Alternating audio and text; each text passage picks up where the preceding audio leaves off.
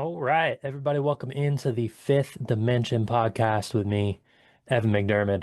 For today's show, I was joined by Ryan Zehm, and look at this is a phenomenal conversation. What's funny is we probably only covered about a quarter of what we actually wanted to, and we could have kept going for hours. So I hope you guys enjoyed this one as much as I did. It's really a deep dive into the true roots of the Bible. We're looking at Kundalini energy. We're looking at spiritual awakening. Talk quite a bit about the Freemasons and the history and subverting of true spiritual practices in modern society. So there's a lot of great information here, and Ryan comes back with receipts.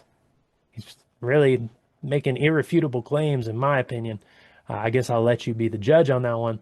But look at this, an action-packed episode and a very good deep dive if you're interested in learning about a lot of the yogic and Kundalini principles that are integrated and directly in scripture.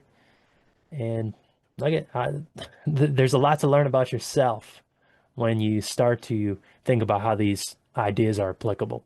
So, hope you guys enjoyed this one as much as I did. If you're a fan of the show, subscribe whatever platform you are on. You can also subscribe on Substack, mcdermod.substack.com. My new poetry book, Seasons of Becoming, right behind me. It is available now. I appreciate everybody who has already purchased a copy. That is available on Amazon. Be sure to pick up a copy. And if you want to work one-on-one with me, the link to do so is in the episode show notes below. Tarot consultations. I gave one earlier this week and it went fantastic. So check it out yourself. You feel the call. Tarot is a mirror of the unconscious mind, the archetypes living within ourself. And really, we just do a deep dive and unpack. And what's interesting is I think it relates to the episode that I did with Ryan when we're talking about tarot. People have this idea that tarot is demonic. Um, when you look at the actual scripture, you can see where people tend to quote it's in Deuteronomy. And the act of divination is to not have, not going to do divination. Tarot is hardly divination in the sense to where you're really just taking cards and looking at aspects of yourself. There's nothing, you're not summoning anything. So very interesting how it gets that reputation, but people can be misinformed. It's all right. It's a deep dive into who we are if you're coming in with the right mindset. But let's jump into the podcast with Ryan, and I will see you in the outro. All right, everybody, welcome into the Fifth Dimension podcast. For today's show, it is an honor to be joined by Ryan Zehm. Those of you who are not familiar with Ryan, he has a fantastic YouTube channel. He's a true outdoorsman, which I respect because I view myself as an outdoorsman. Maybe not to the extreme nature that you are, Ryan, and some of the expeditions that you embark upon, but also a yogi, wildland firefighter. You got a lot of stuff going on. It's truly an honor to connect, have you on the show because I really appreciate your work and enjoy all the content that you put up. So I'm excited to be able to dive in and see where we go. Thank you, Evan. Yeah, I'm glad to be here. And uh, some of the outdoor stuff is, well, may have been extreme, some of them, but I also failed at all of them. So I'm definitely Yep. no expert. I'm learning as I go. So Well, that's the way to do it. Nature kind of teaches you as you go along a little bit. The first question I do have, actually, I didn't send in any outline or anything. I'm just curious. I know you went to the North Pole. When are you going back? What's your idea? You're planning another expedition, aren't you? yeah, well, so I never made it to the All North right. Pole. That was my goal, but I've tried twice. The first time didn't go so well, and RCMP was, sent me back home. Essentially, they were watching me, but and second time I was biking and didn't do an official border crossing, so Border Patrol arrested me up there in Canada. Hmm. But so this time, third time's the charm, I guess, and so I want to do it. That sounds like a Masonic thing right there. The third time, I hopefully I will succeed, and but I really want to do it right this time, instead of just hopping on my bike or hopping in my car and going straight to, just go up and try basically. Mm, Actually, since I've been up there, I know the gear I need, the food I need. And so this time, next time I go, it's going to be a real attempt. I've recently got my passport. Um, I had to pay off some debt to get that all taken care of, but got my passport, which in the last two attempts I didn't have one, which explains mm, why I ended up getting arrested. But so yeah, anyways, getting everything straightened out so I can do it legally, apply for the expedition permit so that we can have a rifle. And because being up in Canada with their gun restrictions and mm. polar bears generally Yeah. isn't a good combination. So Hmm. anyways, do it right, get the proper permits. And I don't have a date for when I'm going because it's basically is a money thing. I need to get the funds for it. So, but it's in the works, and hopefully within the next year or year and a half, I can get back up. And my goal is to attempt a world record of that's never been done, which is 45 degrees to the North Pole, human Mm, powered. So mm. I can use bike, any skis, but it has to be human powered. No one has, at least in the Guinness Book of World Records, nobody has done 45 degrees north to 90 degrees north. So that's kind of my goal is frame it up as a Guinness World Record attempt. And so getting Mm. all the gear for that, the skis, the bikes, the people to help so that I can film it, or they can film me and keep cameras and batteries in the van Yeah. and stuff like that. So, anyways, hopefully in the near future, go back to the North Pole. And what I want to do is look for Hyperborea, search for the Hyperborean islands. And Hmm. if they're not there, like Google Earth tells us that there's nothing there but ice and water, then that's fine. I still want to go to the North Pole and check it Yep. out for myself. I was gonna say, I hope they let you go as far as to find the islands. I don't know. There's Yeah. there's a part of me it's like maybe they mark an official spot as the North Pole and then you got to go a little further to actually get what you're looking for. So, Exactly. And that's one reason why I learned how to navigate with a sextant and had a sextant with me, is that I didn't want to I'm not going to take someone's word for it that I'm at the North Pole, because what you're saying, I think if Hyperborea Islands or there's any hidden lands up there, um, also some theories floating around on YouTube about the land of Jesus mm, being up there. And so that's probably a part of Hyperborea. So, and actually, I was just reading about that, about um, the golden apples, which Olympus brought back from Hyperborea. But mm, so, anyways, yeah, that's the North Pole expedition, is shoot for a world record, but at the same time, search for some hidden search. islands that used to be on the map. I was gonna say I have a map and I guess you could call it a flat Earth map. I don't always like to throw that term around because people get a little discouraged when you say that. Polar polar azimuthal equidistant map. That's Yes, yeah, there we go. That's perfect. But it has the islands, and right in the center, and you can kind of see like how there's almost like water, and then you have the islands, and there's a clear center that isn't labeled on any globe that we look at. So I'm like, yep. all right. Which also has four rivers flowing out of it, Hmm. north, Right. south, east, and west, which aligns. That's essentially how the world tree is depicted. Is that um, I, is that it has the four rivers Hmm. flowing out from the north, south, east, and west. So um, it. But then again, the world tree is some symbolism of the human. So, anyways, it gets to be, at least when searching Hyperborea and the North Pole, um, and also researching yoga at the same time, you find that they intersect quite well, because it gets confusing on whether the four rivers flowing from Hyperborea, if that's talking about the human body, or if it's Mm. talk, or if this is an actual physical location, and maybe when God made the earth, he the earth is a reflection of the human body, like a macrocosm and a microcosm. Hmm. But anyways, there's definitely some symbolism in yoga and like the world tree and stuff like that, which align perfectly with um, those rivers. Now, some of those rivers, some of the old ones from the world tree said that, like, one river was milk and another was honey. Mm. And so that is definitely symbolism of the human brain, where the honey or the nectar is drips when Kundalini is raised. But Right. Well, and I was so gonna. Oh, you can go ahead. I was just it's so there's I know with my personal research into Hyperborea, I the world tree is called the Meru Danda, I think. Okay. Merudanda, the Meru Danda.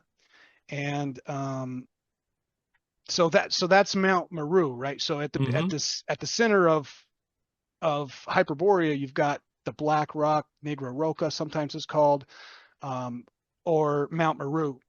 And so in yoga, you've got the Meru Danda, which is the same exact word. And so Danda is Mount Meru in the center of our body. Mm. So there's a definitely some crossing of these two ideas where I I'm not quite sure if this is a physical place on Earth or if this is just symbolism of the human body. But Mm. going there to check is definitely one way to find out. I was gonna say, what other way? To be honest, they don't let us go up there as it is, or don't really. It's interesting because debunking what we're talking about, that there is a Mount Meru, or that there are these four rivers. Literally, all it would take is allowing somebody like yourself or somebody else who is proposing the ideas.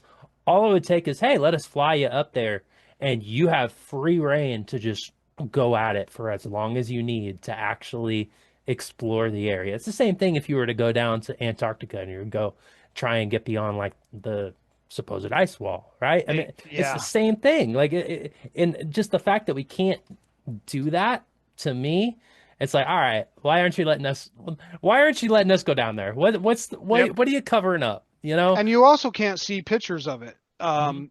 If you look at Google Earth for satellite imagery beyond 85 degrees north or 85 degrees south, and realistically, in Antarctica, it's closer to like 82 degrees south.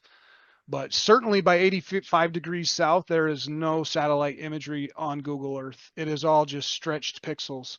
Hmm. And the same thing at the North Pole. If you go to the North Pole and look at Google Earth, you're going to see a whole bunch of water that doesn't exist because it's ice. And even in Hmm. the summer, it's still ice. It's just breaking up and floating around. But any imagery on specifically on Google Earth at the North Pole or South Pole, you can look beyond the 85-degree point and see that the pixels are just stretched to the center point. So there actually isn't. There are some other government databases of satellite photography that I've searched and found, and you can get some pictures, but not very many. So essentially, unless you've been north of 85 degrees, you really don't know what's there. And their satellite imagery of those areas is uh, there's a few, but Hmm. the whole area isn't mapped like we have on Google Earth. And that's one reason why which made me want to go up and look at just see what's up there, because we can't just hop online and get pictures of that part of the earth. Right, exactly. Well, and it's one thing if it was like a satellite issue or something, but there's no logical reason to why there would be a satellite issue, right? No, no. There's no actual logic behind it. And so, I mean, if you're gonna hide what's there or just not make it available, naturally there's gonna be speculation. And the more I look into it, because I was very skeptical to go down or very hesitant to go down that, I guess you could call it a rabbit hole or a line of thinking about the shape of the earth and about extra land And I don't know why that is. It was just sort of a resistance to it. I was like, oh, I don't know if I want to be one of those guys. But eventually, once you get exposed to it and you start reading about it and you start seeing it, it's like, all right, yeah, there's something more. I don't know exactly what it is. I don't know exactly what they're hiding.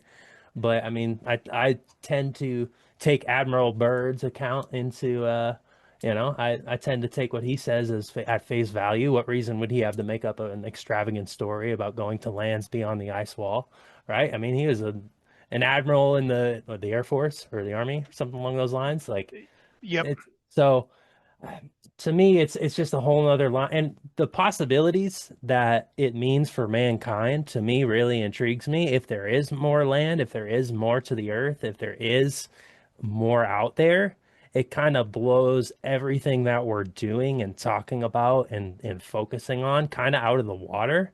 It's like, oh, we have all this more land. Oh, we have more resources. Oh, it kind of gets rid of that myth of scarcity in my opinion, in a lot of ways. And so I think maybe that's why they cover it up because if it were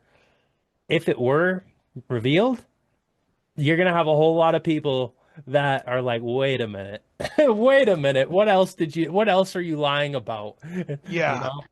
Yeah, So, definitely. And it's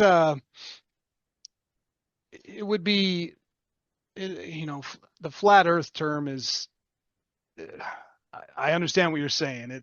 mm, It's definitely a polarizing thing, and I personally have kind of distanced myself from that because um, a lot of the people basically were calling me shill and all this, like saying I'm part of the.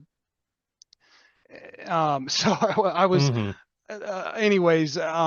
However, uh, it's still a fascinating, like theory, yeah, and for me, I want to prove something for myself, see it from my own eyes. I'm not willing to just take somebody else's word for it, especially when it comes to history um, and geography, big important topics that a secret society like Freemasonry would actually have a reason um, to hide. And hmm I even had a former 33rd degree Mason who I was talking to about this, and because I have seen a lot of actual flat Earth symbolism in Freemasonry,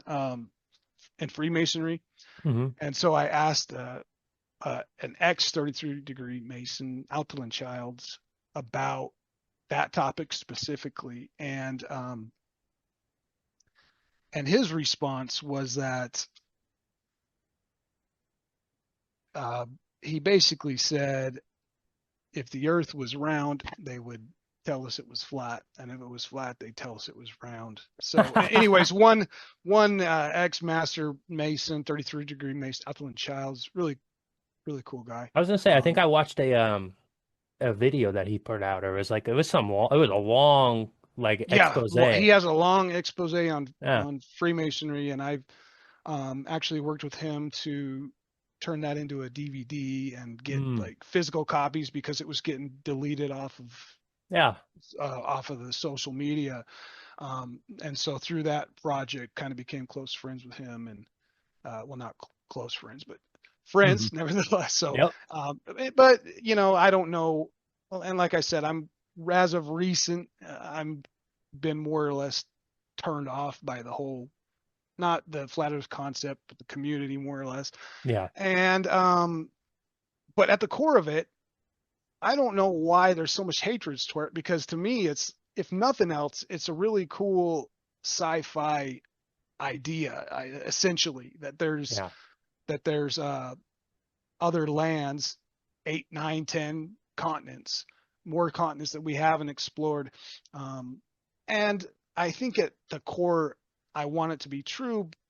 Maybe because exploring explorers used to be a real profession. Richard Yeah. Byrd actually was an explorer.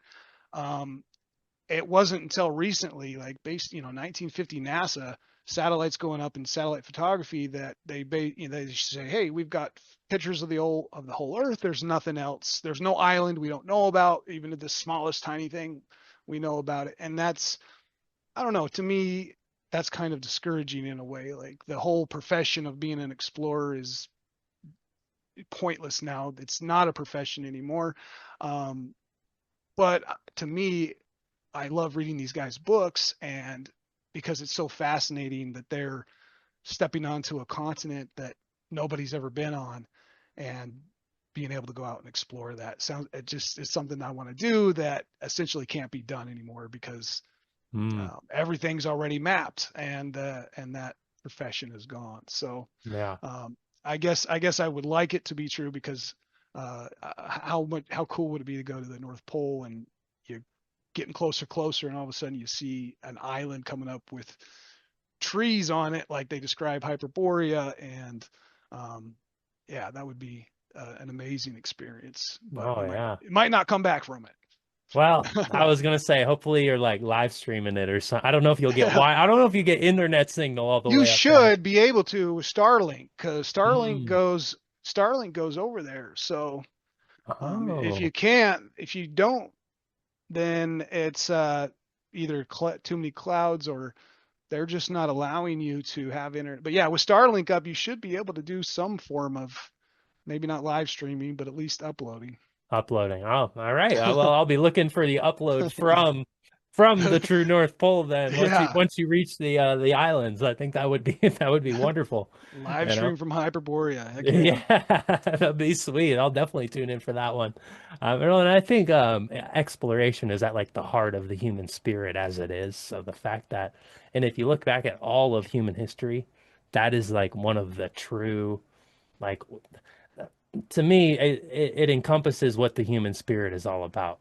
Exploration, like because you learn about nature, you learn about yourself. Like it's a true test of your strength and your will, and relying upon yourself and your community. And like it, I think it really the culture that we're living in now really shows our lack of drive and that sort of exploration. I think that lives within all of us. So to bring that back, I think you're doing humanity a good service, even if you don't end up finding like the islands in the middle, right? Like, Yeah. I mean, I still even do a form of exploration in the Sawtooth Wilderness here in mhm, Idaho that, I guess somebody knows what's already there, but there's places up in the Sawtooth Wilderness that certainly someone hasn't been there for yeah, like 50 years or something. yeah, It's way remote. But at the same time, given a scientifically acceptable sphere Earth with 7 continents, we still have a lot of opportunity for exploration, and that is turning inwards.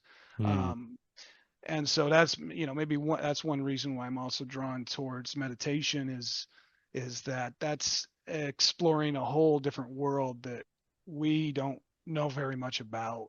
yeah, Um, so yeah. Well, which is funny that the like exploring to Hyperborea ties right Mount Meru ties right in. They say Meru Danda is the spine. mhm. And so anyways, there's definitely a chance for given only 7 continents and Hyperborea was only a myth, well, we still have a lot to explore. Mhm. Um, Oh, for sure. in a different world essentially. Yeah, by going inward. I'm right there with you. I'm a big meditator myself. Like I meditate every morning for about an hour. I've done the Vipassana meditation retreats. I actually went to the center that's Nice. out in they have the center that's in what is it? It's in Idaho. I don't remember Yeah. where. Yeah, so you, I think it's in Coeur d'Alene somewhere. And was it a week? Was it a yeah, 10 days. silent? 10 10 day days was it silent. silent? Yep, 10 days Awesome. silent meditation retreat. It was in Idaho because I was living in Bozeman, Montana at the time. I want to say it was like Hot Springs. It was some small town that was outside of what's the big college town that's right over there? Not Coeur d'Alene. There's another one. Um, I'm blanking on the name, Louis but was it Lewiston? no, I, not but my brother did that. So okay. that's something that is definitely on my I want to get up and do that myself because I have never gone 10 days silent and that sounds like a really fun challenge. And so That's actually, right, but a yeah, challenge. my brother has done that same retreat that probably the same exact one that you went to. Yeah. And and he spoke really highly of it. But he said it was really difficult for the Yeah. first 2 days, but he said after that, it Yeah. just it's really rewarding. So Yeah. If you can survive the first 3 days, you can get through the whole 10. That's really what it's about. And honestly, I wouldn't necessarily recommend that to everyone, but I would recommend it to the people who feel drawn to it and feel called to it. Because like there's a reason you feel called to that type of experience. Because there's nothing inside of yourself that you're not gonna see or explore. Like there's certainly no running from yourself. You know, you're gonna see it all, which is kind of a yeah, beautiful thing. So yeah. But I do find it interesting, Ryan, and one of the topics that you wanted to talk about was almost the symbology between like the Bible and yoga, right? And I've thought a lot about the whole concept of certain aspects being demonic from a biblical lens as well, right?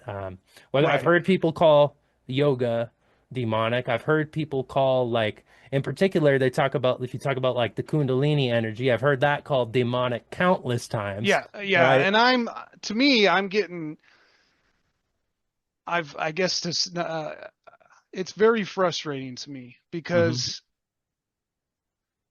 the fact of the matter is that Freemasons want us to be spiritually dead. Yeah. They don't want us to have, if you're connected to the spirit realm, then you are exposed to good and evil. Sure. There are angels and demons, but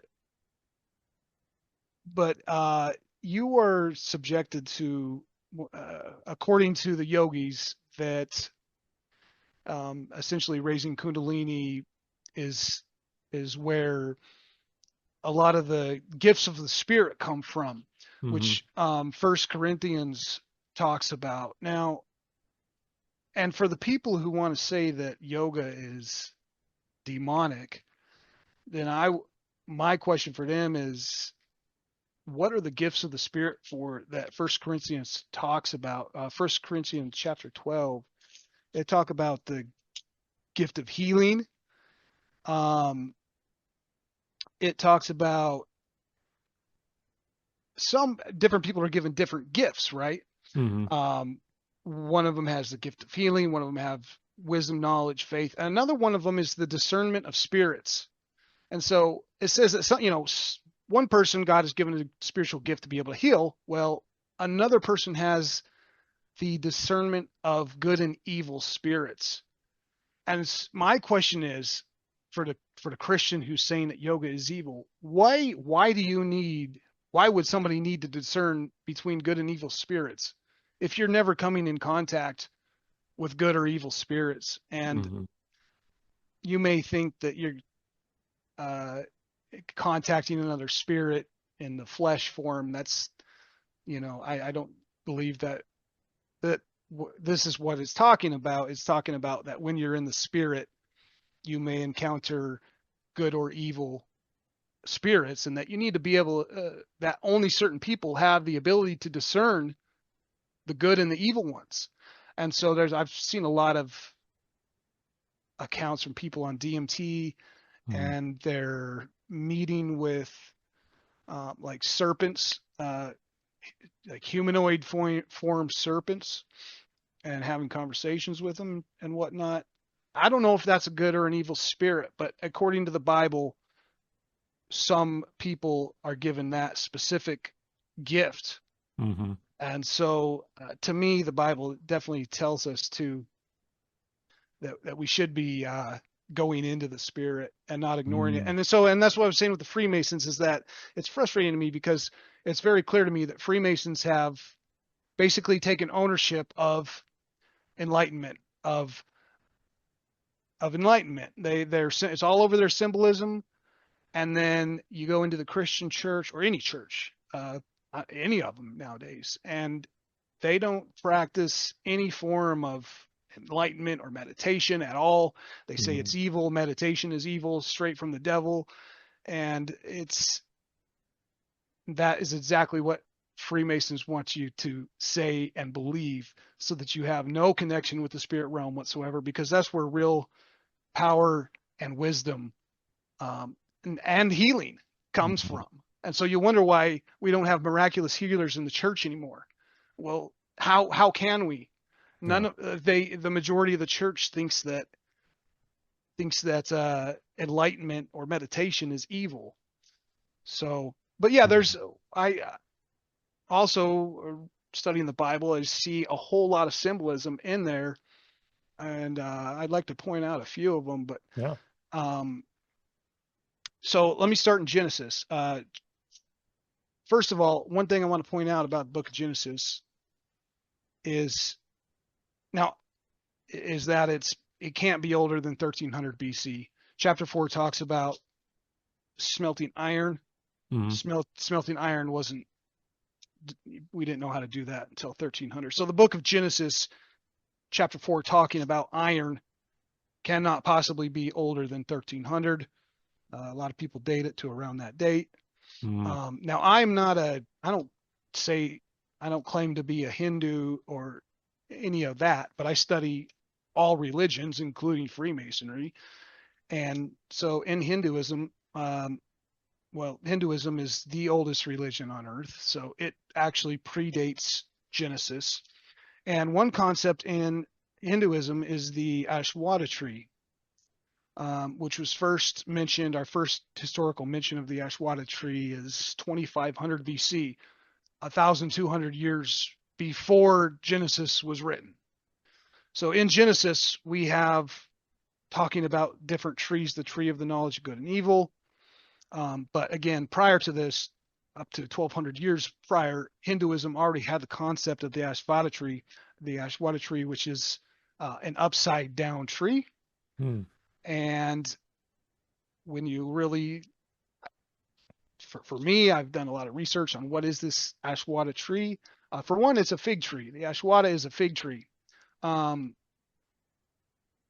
and it seems to be that it is our like the sympathetic nervous system Hmm. essentially in the body, and that all the roots, if you look at the sympathetic nervous system, the roots are up here in the brain, and then they go down and branch out with all these nerve endings going all over the place. Right. And so there's different interpretations of what the Ashwada tree is. In my view, I believe it is the essentially the central nervous system, um, which goes up and down the spine, which is of course tied to the chakras. But once going to Genesis chapter 3 here, they, Kundalini is a snake on a pole. Yeah. Uh, it is coiled 3.5 times at the bottom of your spine, and when you meditate and uh, do pranayama and different yogic exercises, um, or if God just decides to lift it up for you, which I believe has been done for various saints and whatnot. But there definitely is a procedure to do it with yoga, and arguably not attainable by everybody because it's such a difficult thing to achieve and takes Hmm. years before you'll actually make progress. But or not make progress, but years before you'll obtain like a Oh, full out of Kundalini. Yeah. yeah, going out of body and all that type of stuff. But um, so we have Kundalini, which is the snake, which again is predates Genesis. This is Hinduism. This is tied to Hinduism. Yoga and Hinduism aren't the same thing, but they're definitely close. And so predating the book of Genesis, we have the concept of Kundalini, a snake on a pole. And Hmm. so in Genesis, we get the serpent more cunning than any beast in the field, and the serpent is in a tree. And to me, this is the first symbolism we have in the Bible of Kundalini, is that we have the serpent in a tree. Now, this is problematic because the church tells us that the serpent is Satan, but Genesis never says that. That's just an assumption that's just an assumption by the church, is that Hmm. the serpent mentioned here has to be Satan because Satan is called a serpent. Um, but if you ask me, this is Kundalini, and it says, for God, He doesn't want him to eat from the tree, right? Which Hmm. I believe is the Ashwada tree. Um, he says, "Do not eat from that tree." That's eating from that tree is essentially given into what your flesh wants, the good feelings, the like um, eating the food, anything that the flesh wants that makes your nerves like feel good, basically, Yeah. is eating from the ashwagandha tree. And so in Genesis it says that don't eat from the tree, for the day that you eat from it, your eyes will be opened. Mm. So up until this point, their eyes haven't been opened, and I believe this is actually their physical eyeballs. Like Mm. they didn't have eyes or they were closed, because after they ate from the tree, it says then the eyes of both of them were opened, and they knew they were naked. So this at this point, it seems like they either that or whatever nerves connect, like the optic nerve. Like now the optic nerve started working, but before that it didn't. They were seeing with one eye, Hmm. which is the pituitary or pineal gland, and that eye lets you see God in his realm, the spirit realm. Mm.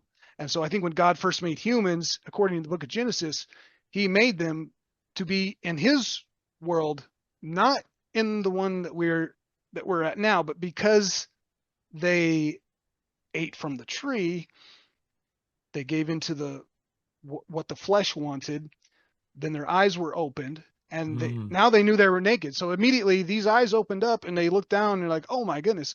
Because guess what? In meditation, when you look down, you don't see yourself naked. You're not looking at like a naked. It's not like you go into meditation and then your Right. clothes are off. It's more like a light, a blue maybe light or a purple light, or different people have different colors, but generally you're when in meditation you have a body, but you definitely wouldn't call yourself naked, or like you would with this flesh. And Hmm. so and then at the end of Genesis 3 he says he placed a cherubim at the east of the Garden of Eden and a flaming sword which turned every way. Now flaming sword is interesting there because Kundalini isn't specifically called flaming sword, but it is called fire. The it's referred to as a heat essentially. Hmm. So so in the book of Genesis, I think there's some. Well, we definitely have symbolism, in my opinion, of Kundalini because we've got the serpent in the tree, which the next one is Numbers 21, the bronze serpent, right, which Moses put up, Neshutan. And so why would God, so the Lord sent fiery serpents, which, by the way, this is the word for Kundalini. Kundalini is called the fiery serpent. Mm. And so it's interesting that in Numbers it says the Lord sent fiery serpents among the people, and they bit the people, and many of the people of Israel died. And the Lord said to Moses, make a fiery serpent. Fiery serpent, which again predates Genesis, has been one of the names for Kundalini. So he says, make a fiery serpent, set it on a pole, and it shall be that anyone who's bitten on it, if he looks at it, he shall live. So Moses made a bronze serpent, put it on a pole. Now, a bronze serpent on a pole, this is undeniably symbolism of Kundalini. Mm. It's called Neshutan, but it's the same thing that's on like a hospital right now. If you go to a hospital or a pharmacy, you're going to see a picture with a pole and a snake wrapping around it, and that's can be called Neshutan if you want, but that is the exact same symbolism of Kundalini and also the Caduceus. They're all one and the same. So it looks like to me we've got the first mention of Kundalini in Genesis, then you got it again in Numbers. And again, why wouldn't God tell the Israelites, turn to me for healing and pray to me?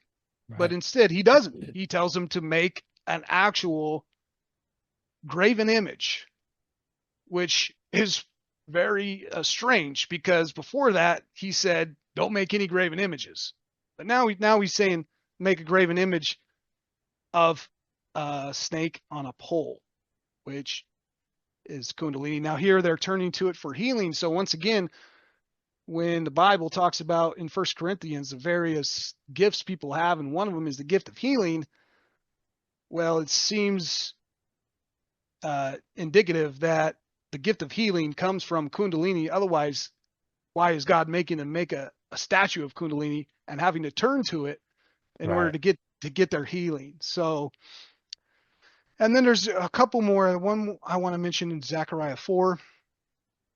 This one is clear and simple yogic symbolism, the most yogic symbolism I've seen in the Bible for Zechariah chapter 4.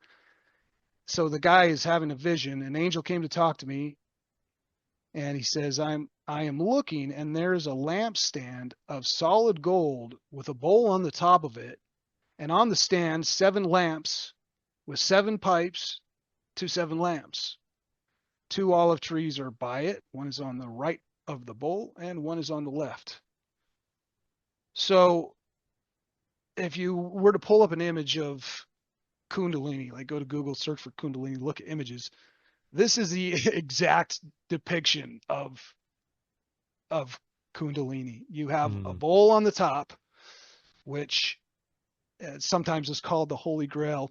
And then there are 7 lamps. So there you have your 7 chakras, and 2 olive trees are by it, one on the right of the bowl and the other on the left. So that's Ida and Pingala. You've got one on the right and one on the left. And so then I answered him. I said, what are these 2 olive trees at the right of the lampstand and at its left? What are these 2 olive branches that drip into the receptacles of the 2 golden pipes from which the golden oil drains? This is, if you've studied yoga, this is exactly what yoga teaches. So he said, these are the 2 anointed ones who stand beside the Lord of the whole earth. Mm. So, so here it says, what are these 2 olive branches that drip golden oil? That is, okay, in yoga, they call that nectar. Mm-hmm. So you can read about that in any yoga book, basically, but Gopni Krishna, here I have one written by a Mason, Manly P. Hall, Mm. but and you got to take what Masons say definitely with a grain of salt. But he has a point on this one where he says that basically it's being called a dew. The activity of the human brain is filled and surrounded by subtle humidity, a brain dew, which drips from onto the inside of the brain, um, having reached the 3rd ventricle and being caught there. The dew drips into basically some type of maybe the pineal gland, maybe the pituitary. I don't know, but he says here that we have already learned that among the symbolic names for the pituitary body is the Holy Grail. Thus, Mm. the brain dew is collected, for it flows and seeps from the 3rd ventricle into the pituitary body through a tiny hole. So this is the bowl. If you go to Zechariah 4, I'm looking at a lampstand of solid gold with a bowl on the top of it, and it has golden oil dripping into it. That is the Mm. most clear and evident yogic symbolism of the 7 chakras. It has the 7 lamps. It's got the 2 olive trees on the right and left. That's Ida and Pingala, as well as the bowl on the top, which you can see that bowl if you look up any image of Kundalini. So, and then I have a whole video on this on my channel, but you get into Christ's death. First of all, when Christ, if you go to John, he says, just as Moses lifted up the serpent in the wilderness, so must I be lifted up. Mm. And so, just as Moses, so must the Son of Man be lifted up, he says. And so, just like Moses lifted up Kundalini in the wilderness, so must the Son of Man lift Kundalini. That's exactly Right. what he's saying. But at his death here, there's just to list off a couple of coincidences. He died at the age of 33. Mm. You can trace that through his, years in ministry in the New Testament, but he died at 33. So you've got the 33 vertebrae. He died at Golgotha. So that's the skull. When he died, there was an eclipse, which Mm. means the sun and the moon are coming together. Now, this is exactly what yoga teaches you to do. It says that when you raise Kundalini, that the Ida, if you, it's a balance you have to play between the Ida and the Pingala, the sun and the moon, right? But the whole goal is that you get the Ida and the Pingala to combine, uh, either in the pituitary or the pineal. I think Gopi Krishna was leaning more towards the pineal. We don't really know, but anyways, the Ida and the Pingala, they mix, Mm. and they say that when the Ida and the Pingala come together, that is when you basically have uh, an enlightenment experience, or that's like the whole goal of raising Kundalini is to get the Ida and the Pingala to mix in the crown chakra, the sixth chakra, and then the seventh you're out of body. Um, but here we've got Jesus, right, dying at 33 at the skull, where the sun and the moon come together, the Ida and the Pingala, and then he's now this one's kind of minor, but he's wearing a crown of thorns, crown chakras there. I don't think there's much to that one, but what um, there is also a thief on his right and his left side. Mm. And I don't know if there's anything to that, but it might be telling us that the left hand path and the right hand path are both thieves, and to pursue the golden path, which is Shishumna, the center path. Um, but he also was in the tomb for 3 days and 3 nights. And if you go look in yogic tradition, there is a water fasting tradition for 3 days and 3 nights. Mm. Um, so being in a cave, which they would do in a cave, right? You would go into a cave and do a 3 day water fast, where you're basically just meditating the entire time, and maybe out of body the entire time. So, and that leads me to the last. I didn't mention everything uh, about Jesus' death, which aligns with yoga. Um, but those are the basics. And then the last one I wanted to talk about was Lazarus, because Jesus raised Lazarus from the dead. Mm. And it was in one translation, well, that I was reading, where Jesus called it a spiritual sickness. But when Jesus heard that Lazarus was dead, he said, "This sickness is not unto death, but for the glory of God, so that the Son of God may be glorified through it." Now, in yoga, there is a death pose, in yoga, where people will mistake you for being dead. Savasana, or the corpse pose, Mm. arrest, and also it's a state that you could get into if you're out of body, um, and people are trying to resuscitate you, but you're not responding because you're out of body in a different realm, in the spirit realm. And so, researching, there's some apocrypha that talks about Lazarus, but all we need is really in John. I'm not going to read the whole thing, but if you go back and read the story about the death of Lazarus, it becomes very clear that what's going on here is Lazarus is in Savasana. He's he's he's in the yogic death pose. He's out of body in the spirit realm, and maybe it seems to be that you can get essentially lost in the spirit realm and not be able to find your way back to your body. And Mm. that's one of the warnings with yoga, is they say always do it with a yogi, because there are dangers to it. And so it seems to me that Lazarus was, uh, being Jesus' not an actual disciple, but just best friend. Um, that Jesus was basically his yogi, and so everyone's freaking out, saying like, Lazarus he won't wake up, he won't wake up, and Jesus is like, calm down, guys. Mm. This isn't a sickness that's going to kill him. Like he calls it basically a spiritual sickness, which saying like there's nothing actually wrong with him physically. He's just out of his body. And then so Jesus basically yells in his ear and says, "Come back, Lazarus." And the guy snaps out of his meditation. Now, during that time, people thought he was you will not be breathing necessarily. There's plenty of accounts of yogis who go into this mode.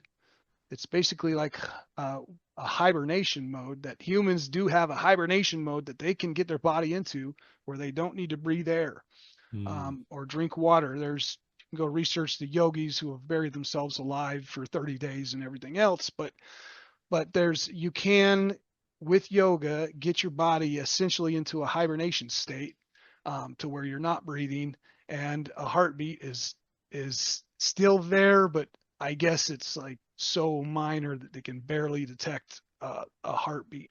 And people were putting on displays of this, not recently, but like early 1900s. There's different people in America who are basically doing like surgeries, having surgeries done to them without going under anesthesia or anything, because they're getting themselves into this mode. But it looks like Lazarus is that this is what's going on with Lazarus, and that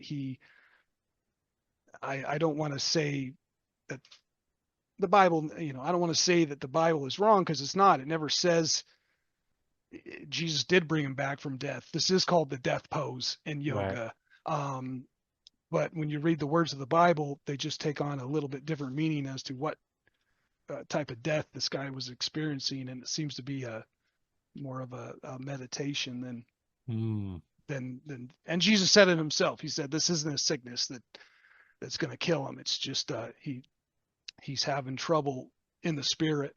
So those are a few of the things throughout the Bible that is starts with Genesis, and it goes throughout the entire Bible. And if you keep, the more I search, the more coincidences I find where the Bible's talking about stuff that lines up Mm-hmm. literally exactly with what yoga was teaching. Mm. Uh, So it's frustrating. Yeah, it's frustrating to me when Christians tell me like this is evil, and right. that's what the Freemasons want you to think, so that we, as the profane, as they call us, have no power whatsoever. And also, there's knowledge that comes from the spirit realm. So also, we're uninformed, stupid, and can't and don't have access to any of the spiritual gifts um, that the Bible talks about in First Corinthians, and that says we have. One of them again is prophecy, and where are the prophets at? Where are the healers at? We don't have them because the church in general thinks that this is from Satan, and Mm. it's not. God literally is out there in the desert with Moses, telling him, "Put up a statue of this thing so you guys can get healed." Yeah. So Yeah. And it's what's crazy is when people say that these things are demonic, they're usually they don't have any substance beyond just saying, "Oh, that's what it says in the Bible." They're not even quoting scripture. They got nothing to actually like back up their argument. It's not like they have experience in yoga and they went in and right, they that's what experienced I'm looking demons. for. That's why I always am asking. I'm like, okay, you say it's evil and it's demonic. What experience did you have where you encountered an evil spirit? And by the way, do you have the gift of the spirit for the discernment of spirits? Because if you Right? don't, then maybe you shouldn't be meditating. I don't know if I have that gift. Um, but that is certainly biblical, that some people have the ability to discern between the good and the evil spirits. And so if you go into meditation and you meet an evil spirit and you say this is bad, well, maybe your gift is healing. Hmm. Um, but it certainly is biblical that you are going to encounter evil spirits in the spirit realm. Right. And nowhere in the Bible does it say, therefore, don't have anything to do with it. No, it says put on the full armor of God. What is Right. the armor of God for? If and the sword of the spirit, if you never encounter anything evil, what's the Mm. point? And so Right. the Christian who telling me don't do it, then I say, okay, yeah, if you don't have on the armor of God, maybe you don't have discernment of spirits, I don't know, but what in the world is the armor of God for and the sword of the spirit if you don't ever have any use for it because you're scared of evil spirits? Mm.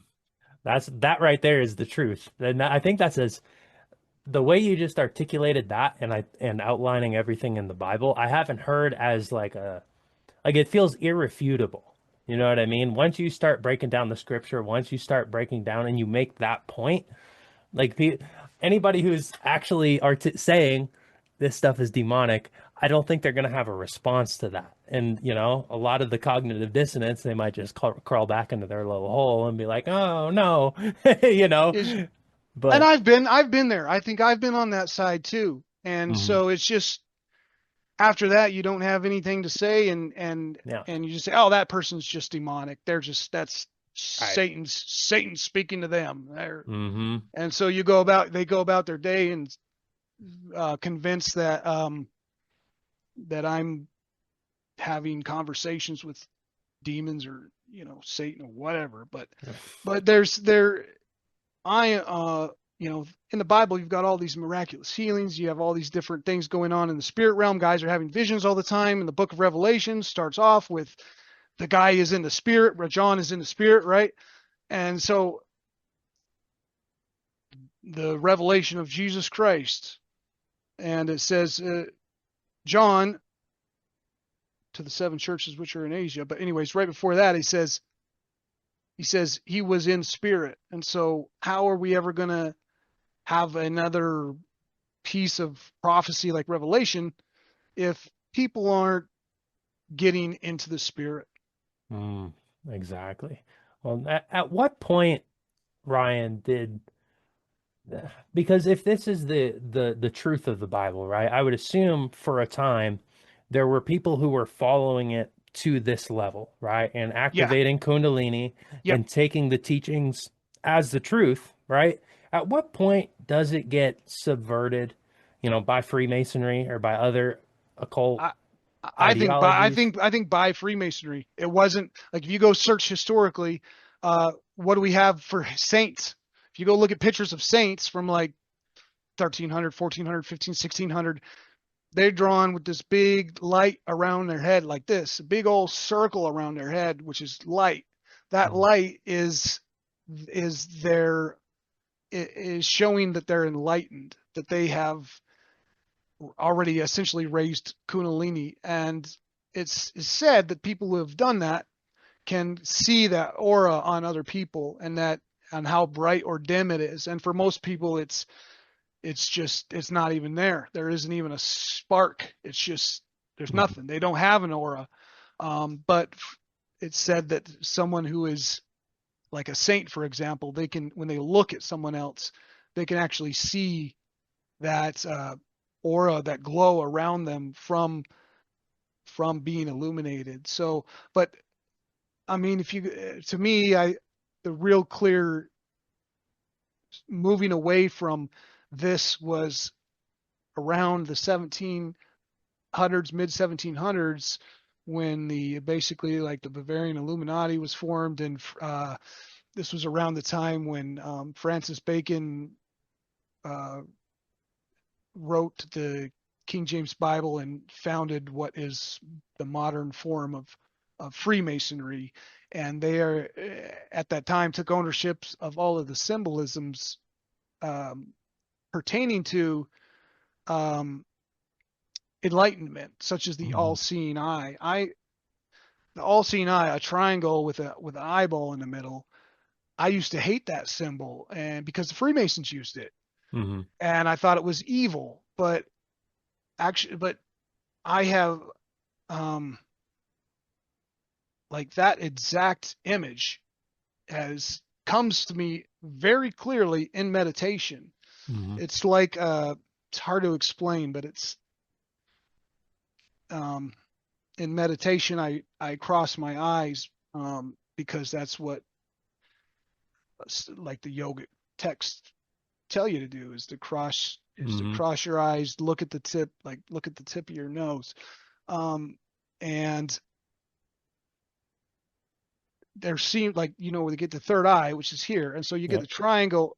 Anyway, it doesn't make any sense. People, it's so hard to It describe. makes sense to me. I'm on the same wavelength. I get you. So I've seen actually this all seeing eye symbol in meditation. Hmm. And it seemed to be forming between this eye, and this one. But like, right, because you're crossing your eyes, um, the two become one, which is something that Jesus said, Mm. in the Gospel of Thomas. He said, let the two become one. Well, in meditation, that makes perfect sense to me. When you cross your eyes, you like look at the tip of your nose, the two eyes basically merge into one. And then this triangle, at least for me, this triangle can be like, is almost visible, not all at once, but. And so anyway, long story short is that I don't I'm not mad at the all seeing eye symbol anymore, because I've seen it in meditation, and to me it was just like, it's like these two eyeballs coming into one when you while you're doing your meditation. If you cross your eyes, Mm. like yoga instructs you to. But so anyways, Masons took all these symbols, turned them into things that look like they're evil. And so, like right now, if you see an all-seeing eye, it's like, oh, that's an evil symbol of Freemasonry, but it's not. It's a symbol of enlightenment. They've just taken ownership of it, say this is ours, and so now it looks like it's something bad, when before that it wasn't. And it's something that Jesus is definitely teaching, and the Bible is definitely teaching. Mm. Right. Well, and I feel like a lot of times people have the when you talk about Freemasonry, I feel like there's almost two surface level definitions that people have. You have like almost the normie definition where it's like, oh yeah, it's a bunch of old people who get together and play bingo or whatever, right? But Yeah, then you do have on which it the is. I mean, right, they do. it is right, bunch of old people getting together. And my son just had a football game with the Shriners, Hmm. and behind the concession stand there was a bunch of people with Mason garb on, and women were wearing Order of the Eastern Star, and so, but I can't get. It was a cool football game. Right. I'm not too mad about that, and it was nice that they held this football game. So yes, it is that, but And then also it's the yeah. other thing. Right. Well, and then even on like you'd say the conspiracy side, I know that people, they view them as this like shadowy elite who like run the world and they're their secret society. But I don't think on either side, even on the like conspiracy side, I don't think people necessarily recognize what you're saying in the sense that they're almost like the gatekeepers of true enlightenment and true awakening to that level. Like, and I feel like that's the deepest root of it, and the real story here. And like, if you want to get to their motivations, that's what they're doing. And I don't think even on the conspiracy side, people necessarily realize that's the foundation, right? They just view them as this elite organization that's trying to rule the world, which is true, but um, At the root of it, yeah, I think the main big goal is to keep the masses away from the spirit realm. They don't want us having anything to do with that, because that's where that's where real knowledge, power, genius, connection with God, connection with Christ. That's where that comes from. But at the same time, I have to like contradict in a way what you were saying, that they are the gatekeepers of true enlightenment. I mm, wouldn't, because I don't think that they do true enlightenment in any form. I do agree with that. I think they use drugs, because here's the thing: if you've ever tried to raise Kundalini, uh, you're not going to be able to look at another guy and say, "Hey, John, come over and we'll do it at 6 p.m. on a Thursday night," right? So they Right. have they have these rituals, like I just went to a Masonic cave over in Oregon, and it's just a creepy place. I mean, that place is, I saw on your YouTube oh, channel that video. Yeah. that place was, and it was very difficult to get to. That was one of the hardest places to get to I've been to in a long time. But finally, after 4 attempts, I got there. I was gonna say you made But it look easy. it was it was not easy. I even tried. Oh, anyway, it took me 4 tries to get in there. But the thing is, they go out to that cave for ritual once per year, Now, you can't schedule a Kundalini awakening. You cannot schedule that. It's something that's just going to come to you after, hours of meditation for years probably. Mm, And so if you're going to be able to do that at a specific time and place with the ritual at 6 p.m. on Thursday night, then you're going to have to use some form of drugs, which they're I don't really care which one. I don't do psychedelics. hmm I don't agree with DMT. I think it's a shortcut. I think it's you're cheating yourself. There's verses in the Bible that talk about that, mm, but but maybe that's part of the thieves on the left and the right. But anyways, the you're not with Masons saying that like I had one recently after that cave video, commented on the cave video, right? And he said, I'm a Mason. He said, we don't do anything bad. Like we just do donations. But he said, come to the lodge if you want to be enlightened. And mm, I said, you, you're not, I know from personal experience that enlightenment doesn't come at a certain time or place and you can't schedule it. And so right. if you're saying that you have enlightenment and that you're going to get it at 6 p.m. on your next ritual, then the only way you're doing that is with drugs, and that is not true enlightenment. The other problem is that I've surveilled a lot of uh, Masonic lodges, and we should get more people putting up those AI cameras at Masonic lodges. But Mm, um, but the majority of them are overweight or obese. Uh, there are very few Masons who are who take like good care of their physical health. And that is an absolute requirement for yoga, is that if you're doing breath of fire and you're doing all these different yoga poses, you will be in shape. right. And it's also a requirement in order to get Kundalini to raise up. Unfortunately, and that's the appeal to the Bible and Jesus, and people just saying like, oh no, you don't need to. You can be 600 pounds, and as long as you say Jesus, come into my heart, forgive me for my sins, you're going straight to heaven. I don't believe that. I think that's a Mm, lie and that's a deception. Uh, but certainly with yoga, there are physical requirements, and you have to be in shape. You cannot be like the guys that I see at the Masonic Lodge.